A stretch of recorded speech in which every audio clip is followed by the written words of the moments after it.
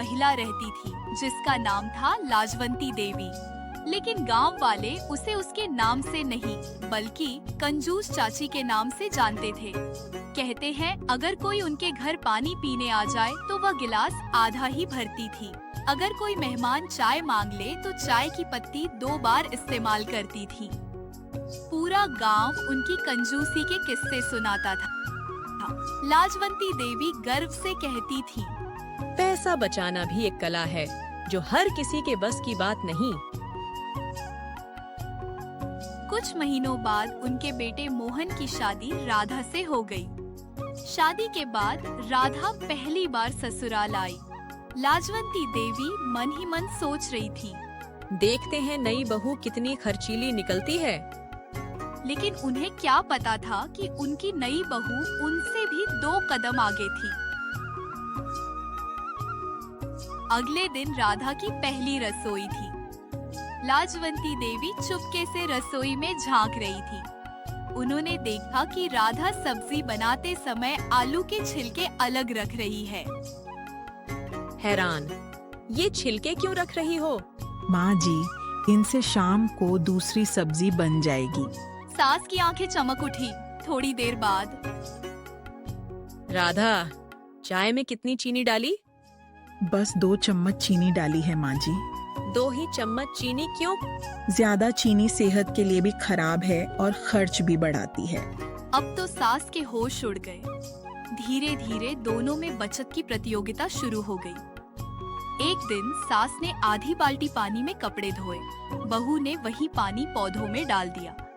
दूसरे दिन सास ने बची हुई रोटी सुखाकर रख दी। बहू ने उसे नमकीन बना दिया। अब दोनों रोज एक दूसरे को बचत में हराने की कोशिश करती थी। धीरे धीरे पूरे गांव में खबर फैल गई। लोग कहने लगे, कंजूस सास को आखिर उसकी टक्कर की बहू मिल गई। गांव वाले मजे लेने लगे। एक दिन पंचायत में प्रतियोगिता रखी गई, जिसकी चुनौती थी 100 रुपए में सबसे अच्छा भोजन कौन बनाएगा। सास और बहू दोनों ने हिस्सा लिया। सास ने सोचा, आज मैं जीत कर दिखाऊंगी। बहू मुस्कुराई, देखते हैं माँ जी। सास ने 100 रुपए में 4 व्यंजन बना दिए। पूरा गांव हैरान था। लेकिन जब बहू की बारी आई, उसने सिर्फ 80 रुपए में 5 व्यंजन बना दिए। सब लोग तालियां बजाने लगे। सास पहली बार हार गई थी। घर लौटते समय सास चुप थी। बहू ने पूछा, माँ जी, आप नाराज हैं? सास ने धीमी आवाज में कहा, नहीं बेटी, मैं सोच रही हूँ कि तुम इतनी बचत क्यों करती हो। राधा की आंखें भर आईं। माँ जी, मेरे पिताजी बहुत गरीब थे। कई बार घर में खाना भी मुश्किल से बनता था। तभी मैंने सीखा कि हर चीज की कीमत होती है। मैं कंजूस नहीं हूँ, मैं बस चीजों की कदर करना जानती हूँ। सास की आंखों में आंसू आ गए। उन्हें पहली बार एहसास हुआ कि वे पैसे बचाती थी, लेकिन राधा संसाधनों की कदर करती थी। दोनों बातें अलग थीं। अगले दिन सास ने पूरे परिवार को बुलाया। आज से हम सिर्फ पैसे नहीं बचाएंगे, हम जरूरतमंदों की मदद भी करेंगे। सब लोग खुश हो गए। अब रसोई में बचत की जंग नहीं होती थी। सास और बहू मिलकर खाना बनाती थी। बचा हुआ खाना गरीबों को दिया जाता था। गांव वाले कहते थे, पहले ये घर कंजूसी के लिए मशहूर था, अब यह समझदारी और दया के लिए मशहूर है। इस कहानी से शिक्षा मिली, दोस्तों, पैसा बचाना अच्छी बात है, लेकिन सबसे बड़ी समझदारी है उसका सही उपयोग करना। समाप्त।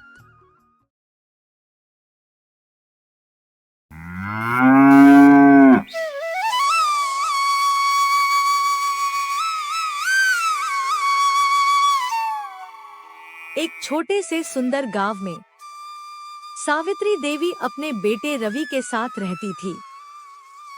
उनका घर बड़ा तो नहीं था, लेकिन प्यार और अपनापन भरपूर था। कुछ समय बाद रवि की शादी पूजा नाम की एक समझदार और संस्कारी लड़की से हो गई। नई बहू के आने से घर में खुशियां लौट आईं। लेकिन किसी को नहीं पता था कि यही खुशियां जल्द ही एक बड़ी गलतफहमी में बदलने वाली हैं।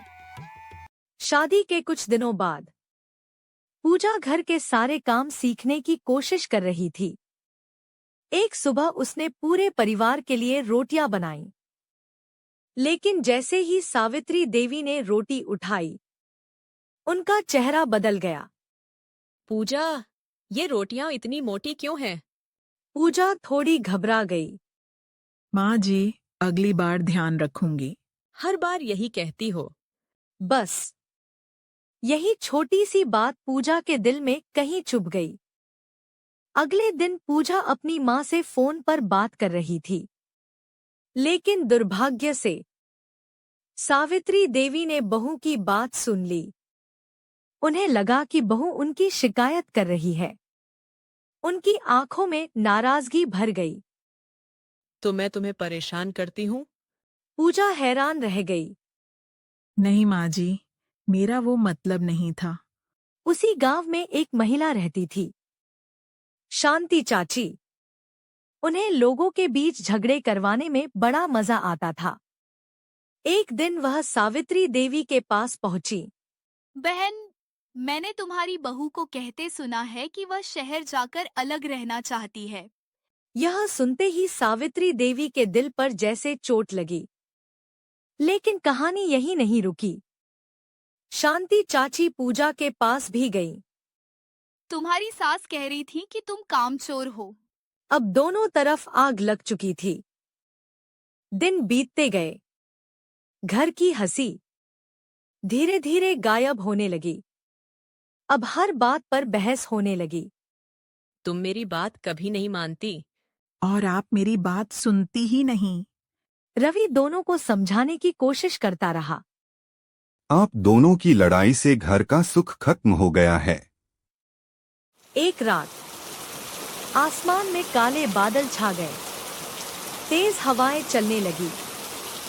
बारिश की बूंदें छत पर जोर जोर से गिर रही थी। अचानक सावित्री देवी को तेज चक्कर आया और वे जमीन पर गिर पड़ी।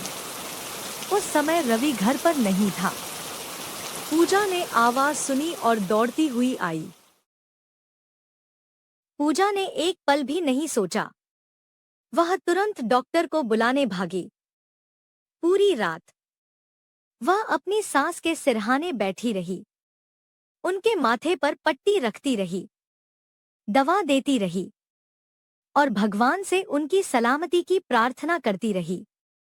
उस रात बहू ने अपना फर्ज नहीं निभाया था। उसने एक बेटी का दिल दिखाया था। सुबह जब सावित्री देवी की आंख खुली, उन्होंने देखा कि पूजा वहीं बैठी है। उसकी आंखें रात भर जागने से लाल हो चुकी थी, लेकिन चेहरे पर सिर्फ चिंता थी। सावित्री देवी की आंखों में आंसू आ गए। तुम सारी रात मेरे पास थी। आप मेरी माँ जैसी हैं, मैं आपको अकेला कैसे छोड़ देती। उसी समय पड़ोस की एक महिला घर आई और उसने शांति चाची की सारी सच्चाई बता दी। अब दोनों को समझ आ चुका था। उनकी लड़ाई की वजह एक दूसरे नहीं थे, बल्कि झूठ और गलतफहमी थी। अगले ही पल दोनों एक दूसरे के गले लग गईं। उनकी आंखों से आंसू बह रहे थे, लेकिन इस बार ये आंसू दुख के नहीं, रिश्ते के फिर से जुड़ जाने की खुशी के थे।